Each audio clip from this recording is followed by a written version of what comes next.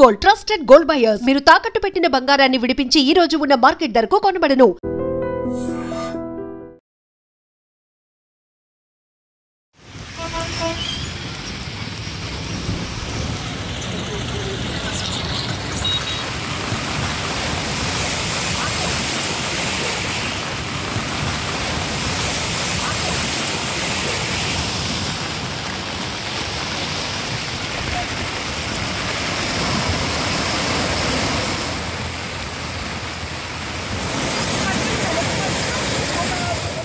మోంతా తుఫాను దూసుకొస్తోంది, వేగంగా కదులుతూ ముంచుకొస్తోంది. ఏపీకి డేంజర్ అలర్ట్ మోగిస్తోంది.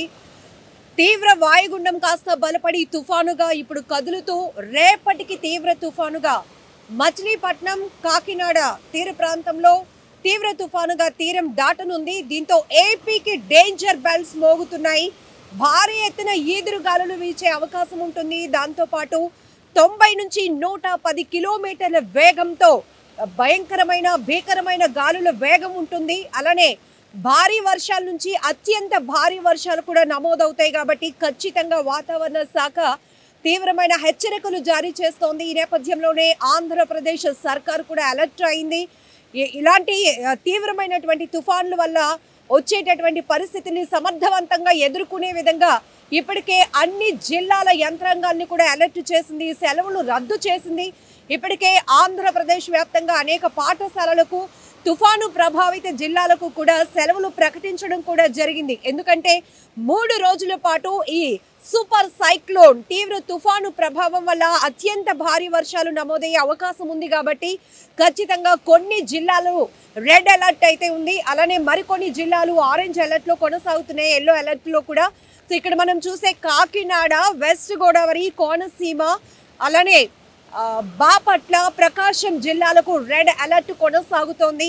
ఈ ప్రాంతాల్లో అంటే రేపటికి తీవ్ర తుఫానుగా కళింగపట్నం, మచిలీపట్నం, కాకినాడ వద్ద తీవ్ర తుఫాను మోంతా తీరం దాటే అవకాశం ఉంటుంది. కాబట్టి భారీ వర్షాలు నుంచి అత్యంత భారీ వర్షాలు ఈ జిల్లాలో నమోదవుతాయి. ఖచ్చితంగా అన్ని జిల్లాల యంత్రాంగాలు కూడా అప్రమత్తమయ్యాయి. అలాగే తుఫాను ప్రభావిత జిల్లాలు ఏవైతే ఉన్నాయో వాటిలో ప్రత్యేకమైన అధికారులను కూడా అధికార యంత్రాంగం మానిటరింగ్ చేసుకునేందుకు కూడా రాష్ట్ర ప్రభుత్వం ఏర్పాటు చేయడం జరిగింది. మరొక వైపు ఎక్కడికక్కడే ప్రత్యేకమైనటువంటి కాంటాక్ట్ నెంబర్స్ కూడా ఇవ్వటం జరిగింది. ఎందుకంటే ఈ తుఫాను ప్రభావిత ప్రాంతాలు, లోతట్టు ప్రాంతాల ప్రజలను పునరావాస కేంద్రాలకు తరలించే ప్రక్రియ కావచ్చు. అలానే సెల్ నెంబర్ కూడా ప్రొవైడ్ చేయడం జరుగుతోంది. కంట్రోల్ రూమ్లు ఏర్పాటు చేశారు, కంట్రోల్ నెంబర్లు కూడా ఏర్పాటు చేయడం జరిగింది.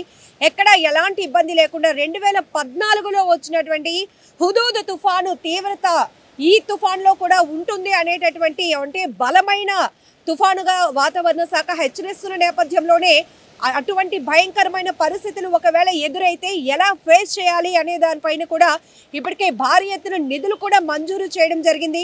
ఎన్డీఆర్ఎఫ్, ఎస్డీఆర్ఎఫ్ బృందాలను కూడా అలర్ట్ చేయడం జరిగింది. మరొక వైపు తీర ప్రాంత జిల్లాలు ఏవైతే ఉన్నాయో బీచ్ ఉన్నటువంటి సిటీస్, బీచ్ సిటీస్ మరింత అప్రమత్తంగా ఉండాల్సినటువంటి అవసరం ఉంది. బీచ్ ప్రాంతాలకు అయితే అనుమతులు రద్దు చేశారు. ఎందుకంటే అలల ఉధృతి వల్ల సముద్ర తీర ప్రాంతం అల్లకల్లోలంగా కనిపిస్తూ ఉంది. ఉదయం నుంచి కూడా ఎడతెరిపి లేకుండా కురుస్తున్న వర్షాలకు కూడా పరిస్థితి ఏ విధంగా ఉండబోతోంది, మరొక 48 గంటల్లో ఎలాంటి ప్రభావం ఉండబోతుంది అనేది కూడా ఇప్పటికే మనం అందరం కూడా అంచనా వేయొచ్చు. గత 4 రోజుల నుంచి కూడా వాతావరణ శాఖ హెచ్చరికలు జారీ చేస్తోంది.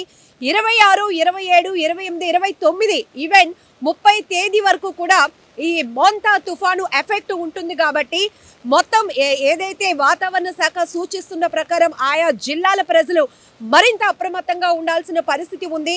ఎందుకంటే ప్రమాదం ఎప్పుడు ఎటువైపు నుంచి విరుచుకు పడుతుందో తెలియదు. కాబట్టి ఎక్కువ శాతం మనం భారీ వర్షాల నేపథ్యంలో చూస్తాం పెద్ద పెద్ద హోర్డింగ్లు ఎగిరిపడటం, అలానే అపార్ట్మెంట్ల పైన ఉన్నటువంటి వాటర్ ట్యాంకులు ఎగిరిపడి కిందన చాలా మందికి ఇబ్బంది కలిగించే పరిస్థితులు ఉంటాయి.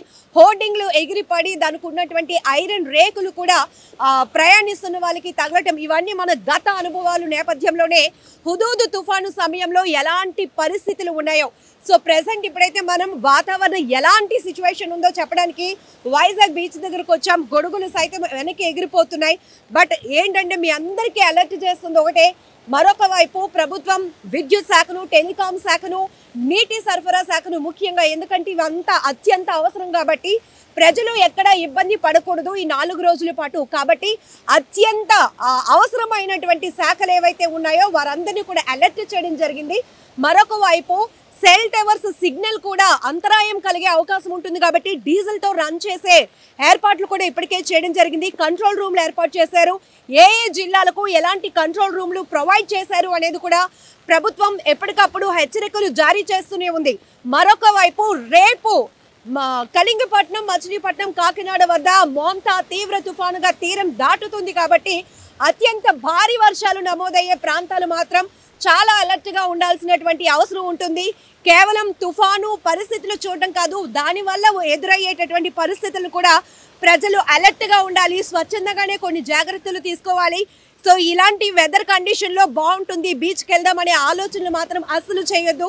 రోడ్డు మీద కూడా ఎప్పటి నుంచి, ఎటువైపు నుంచి గాలుల వేగం వల్ల ప్రమాదాలు పొంచి ఉంటాయో మనకు తెలియదు కాబట్టి ముందుగానే ఊహించి ముందస్తు జాగ్రత్తలు తీసుకోవాల్సిందిగా కూడా హెచ్చరికలు జారీ చేస్తోంది ప్రభుత్వం. నిజంగా ప్రస్తుతం ఉన్నటువంటి సమాజం దేనికి ప్రయారిటీ ఇస్తుంది? ఆర్థిక సంబంధాల చుట్టూ మాత్రమే తిరుగుతుంది. మళ్ళీ ఎన్నికలంగానే చాలా విరక్తి కలుగుతాం.